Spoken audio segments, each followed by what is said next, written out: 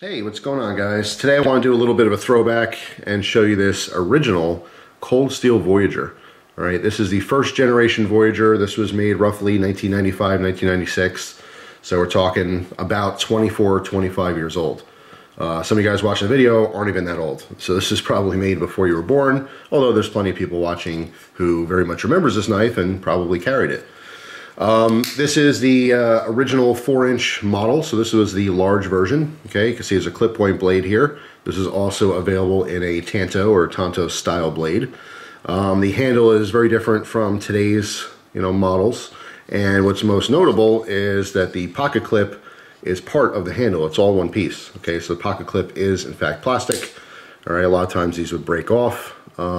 Eventually they changed it to stainless steel. I believe that was around 1999. They switched this to a stainless steel clip because people were experiencing them breaking, and you couldn't replace it. The knife was just garbage after that. If you also notice the pinned construction here, so no screws, these are all pins.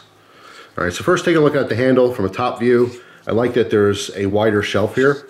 All right, so the front part of it, even though it's all one piece, they're not really scales. The front part's fairly thin.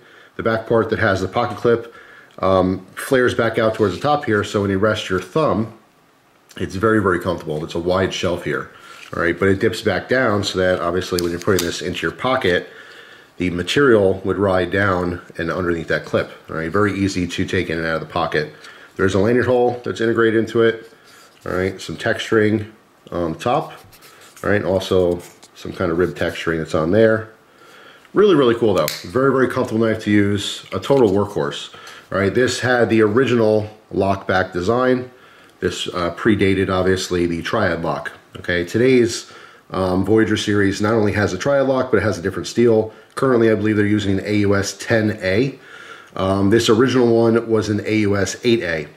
All right, there is just a single thumb stud on here, so it's definitely right-handed, friendly.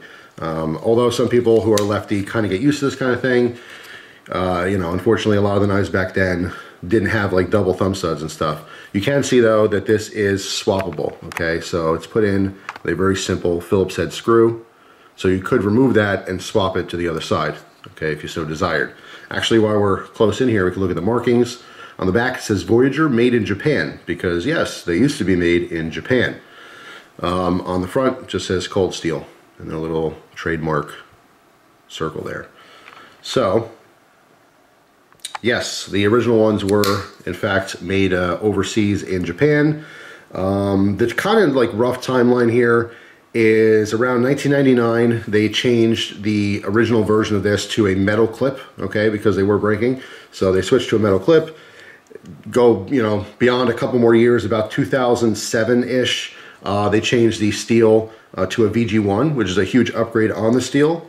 Now, if we go further down the road, around 2008, when I started making YouTube videos, they stopped making these in Japan and started making these in Taiwan, okay, over in China.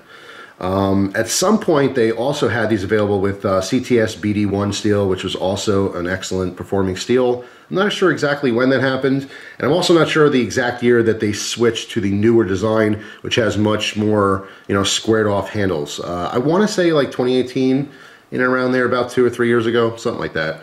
But they have gone through quite a few changes over the years. I do love the original. I have to say that the original lockback, although it's plenty strong, is nowhere near as strong as the triad lock, so that is a massive upgrade.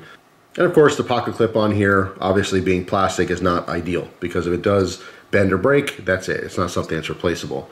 And if I zoom in real close, you can see the cold steel logo on the pocket clip, as well as the license under the patent number. Hard to make out with the finish here, but obviously when they first started this, they put a patent on this design. So yeah, I mean, overall, it's an awesome workhorse. It's very, very cool. A lot of people who see the Voyager series today really like the knives. There are, again, a ton of different versions of it, a ton of sizes, and as Cold Steel has always done, they make them big. So this is the large with the 4-inch. I think the medium is a 3-inch, and then it'll make a small. It's medium, large, extra large, just big, big, big. All their knives are big. The XL Voyager is one of my favorites. Also the Vaquero line, which has a different blade shape, but essentially is, part of the Voyager series. Just really, really cool knives. It's just nice to see kind of a throwback here. You know, a lot of people watching the video probably never seen this before, although, like I said, there's a handful of people who do actually remember these and maybe even still have them in their collection.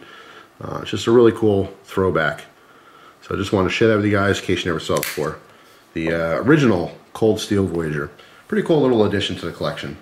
So anyway, that's it for now. Hopefully you guys enjoyed the video. If you happen to have one of the originals here or remember using it, write your comments down below. Love to hear some stories and stuff. Particularly some of the older viewers remembering these plastic clips. Have you ever had one break on you? Luckily, I have not. Although, you know, searching for knives over the years, I've seen many cold steel and more so Spyderco knives, like the original clip hits and stuff, where the knives were in pretty decent shape, but the pocket clip was just broken off. Whenever people were doing these, once you hyperextend it, that's it. It just breaks and that's it. It's gone forever and there's no way to replace it. It's just molded right into the handle. So, although for its time, back in 1995 or 1996, it was a pretty cool option. It's interesting to see today, you know, all the different knives that are out there, and most people would probably not pick something with a plastic clip. But, you know, if you take care of your stuff, it'll never really be an issue. So this one has survived all the years. Anyway, just wanted to share that for the people who have not seen these before. All these years later, it's still an awesome, very usable knife. Huge fan of the Voyager series. So anyway, that's it. Hopefully you guys have a wonderful day, and I'll see you tomorrow with a brand new video. Take care.